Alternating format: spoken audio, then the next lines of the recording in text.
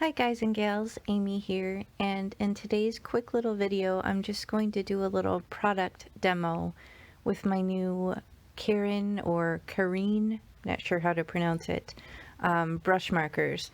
I did ask for these for my birthday and I will link them in the video description box below, but this is just the small 12 pack of basically rainbow colors and brown and black. So I wanted to start off with, kind of a smaller set because I feel for one, like, maybe I'll pull it out more often because it's not like lugging out like a big container of, too many markers. And, they're not the cheapest thing in the world. So I wanted to make sure I liked them first before I, committed to buying a bigger batch. But I'm just starting off here with swatching the 12 colors. This is Bristol smooth paper that I'm working on, just because with my other water brush pens I tend to get the best blend on this type of paper. It's not an actual watercolor paper, but it does handle some water well, and because of the coating surface it tends to blend well. So just starting off with just laying down a little bit of pigment directly to the paper, and then I'm using one of my Arteza water brush pens just to kind of pull it out and see how it blends. And so far so good. I'm really liking it. Very, very pigmented, goes down easy, pulls out easy with the water.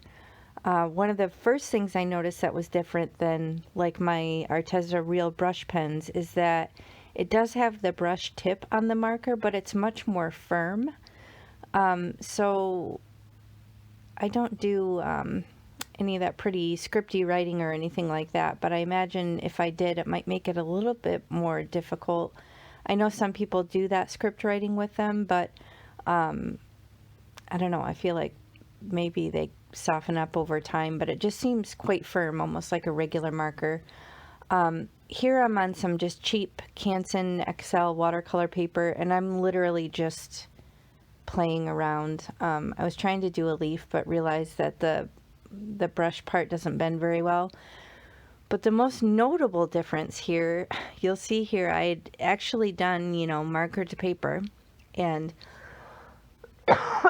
excuse me, I got a tickle in my throat here. But I done marker to paper and was able to actually pull it out after the fact, which was really surprising. I have found that I tend to gravitate towards Bristol Smooth rather than the watercolor paper, because I feel like once you put the marker tip to the watercolor paper, it just soaks it in, right? Because, that's what watercolor paper is supposed to do.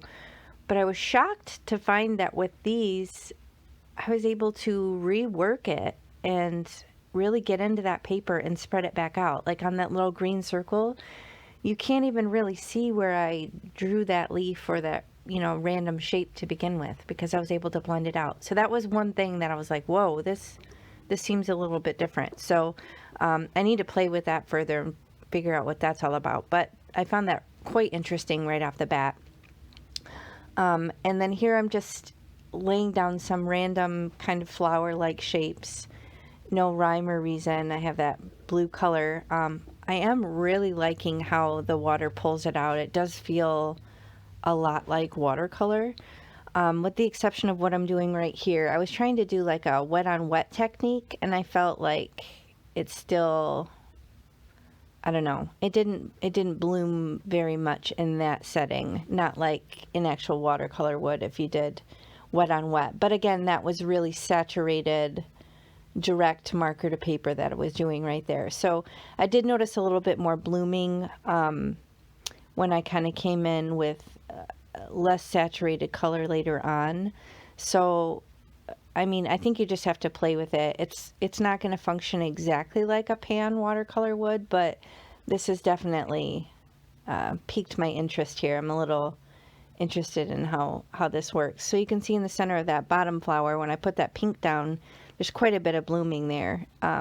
So that would be a little bit more like a watercolor. And then when, it's saturated enough, the colors really do blend into each other. And here I'm just putting down these random squiggles here. I'm telling you, it's really easy to do florals. Obviously, I'm no expert.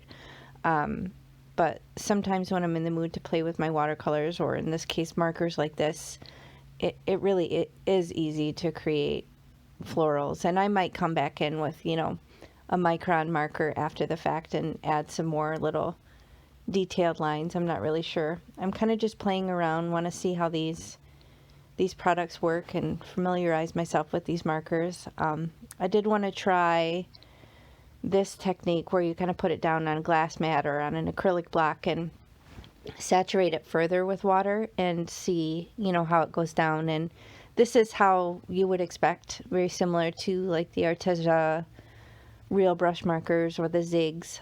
I do own the Arteza. Those work really well also. And I've played with zigs before as well. So very comparable in that way. I will say these do seem to have much more pigment, much more saturated color. So that's, you know, definitely something to consider. I did also order the neon 12 pack just because I don't really have anything neon, and I thought that would be fun to have in my crafty stash. So watch for future videos where I might, you know, play with those as well. But I'm really just kind of having fun getting to know these markers, and I'm really excited. The differences are notable. I mean, the way that this reacts on the watercolor paper is pretty surprising to me.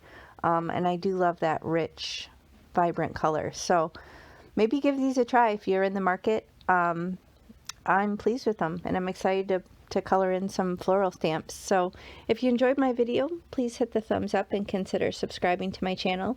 If you hit the bell, then you'll be notified anytime I post a new video. So I really appreciate you checking it out, and I'll catch you next time. Thanks. Bye.